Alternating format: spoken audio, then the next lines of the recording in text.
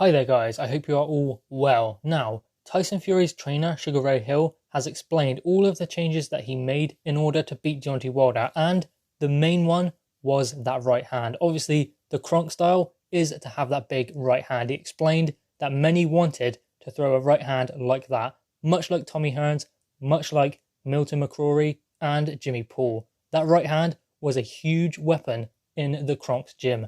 And that is what Tyson Fury needed to learn in order to secure a knockout victory over Deontay Wilder, which he needed because he believed that he could not beat Deontay Wilder on points because he got a draw first time when he clearly won the fight. Now, when he linked up with Sugar Ray Hill, he explained that he got a draw last time and he wanted to ensure a victory this time to make sure that the fight did not go the distance.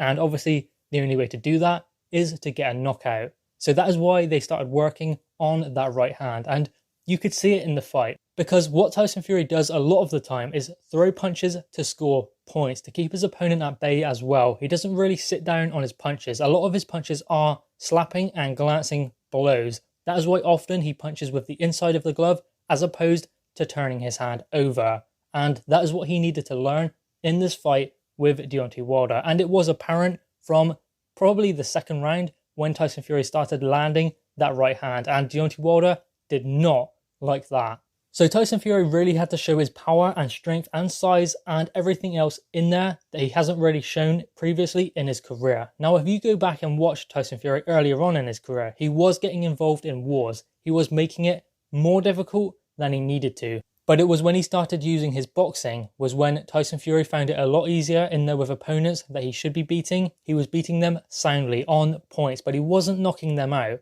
Whereas earlier on in his career, he was getting those knockouts. And surprisingly, punchers like David Price, who is considered one of the biggest punchers in the heavyweight division, and Dillian Whyte, considered a big puncher, but Tyson Fury actually has a bigger knockout ratio than both of them. So the power is there, but Tyson Fury didn't rely on that in fights such as Christian Hammer, such as Vladimir Klitschko. But earlier on in his career, he was putting opponents away. But ultimately, Tyson Fury changed his style or modified it to win on points. Obviously, those slapping blows, as I said, with the inside of the glove, just landing scoring blows was enough for Tyson Fury because he was so tall, so awkward, so hard to hit. So that if he landed his shots and didn't necessarily get caught with too many, then it was enough to win the rounds and win on points. But Tyson Fury didn't believe that was enough in there with Deontay Wilder, and it wasn't going to be. He wasn't going to be able to box his way to a 12-round decision, so he needed a knockout, and that entailed bringing in Sugar Ray Hill and working on that right hand, something he has neglected, which is interesting because you often see a fighter who is a puncher, like say Deontay Wilder himself, someone who punches very hard and because of that neglects all of the other things in boxing, such as the footwork, such as the jab, such as the movement and elusiveness. All of those things, the fundamentals of boxing, they neglect because they always get the knockout. Then they find someone who can take their power and they come unstuck, aka Tyson Fury. So Deontay Wilder came unstuck with that, but with Tyson Fury it was the reverse. Tyson Fury had been focusing on being a pure boxer, but he wasn't focusing necessarily on working on those power shots, which he is going to now. The power is there, but he just needs to find it and make sure he has the technique and balance in order to land it, because balance is key. If you are in a position to take shots or ride shots, which Tyson Fury usually was, he was in a position to ride those shots and move out the way of them, be elusive and not get caught. But if you are in that position, if you are in that balance, then you are balanced perfectly and positioned perfectly to take shots and be elusive and avoid them. Move his head and be elusive like Tyson Fury is.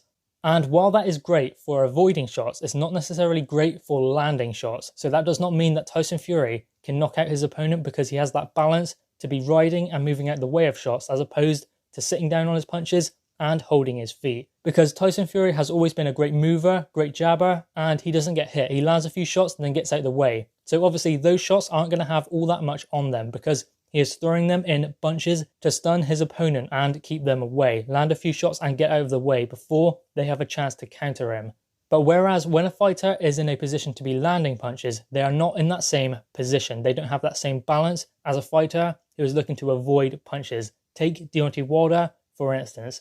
Deontay Wilder, for the whole fight against Tyson Fury, was in a position to be throwing shots, but he wasn't in a position to be taking shots. That is why they took such an effect on him, because he was in no position to ride a shot, duck a shot, move out the way of it. He would jab and move to the left, and he'd go back in straight lines, but if he ever did change his angle, it was going to the left. He didn't change direction, didn't change height at all. And that was where Tyson Fury was able to close him down, break him down, and ultimately knock him out. So that was where Deontay Wilder was completely the polar opposite of Tyson Fury, a puncher who hadn't learned the fundamentals of boxing. Whereas Tyson Fury was a pure boxer who needed to learn how to sit down on his punches and work those punches in, turn over his right hand as opposed to hitting with the inside of his glove. So that shows that Tyson Fury made the necessary adjustments in the rematch that Deontay Wilder did not. Deontay Wilder needed to learn how to box more, how to change angles, how to ride a shot and move out of the way, not be taking so many shots that he did, and learn how to be in a defensive stance as opposed to always being in a come forward stance, because when he is in that stance, he is only able to come forward. He cannot go back, and Tyson Fury pushed him back. And that was where Deontay Wilder came unstuck. So ultimately, guys, what happened was Tyson Fury made the necessary adjustments in the rematch in order to win. That Kronk style, that right hand, coming forward and holding his feet more. Deontay Wilder didn't adjust at all. But anyway, guys, what are your thoughts on this? The adjustments that Sugar Ray Hill and Tyson Fury applied in this rematch with Deontay Wilder. And do you expect the same thing to happen next time? Guys, drop your thoughts in the comments below, click your thumbs up and subscribe if you are new. Thanks, guys.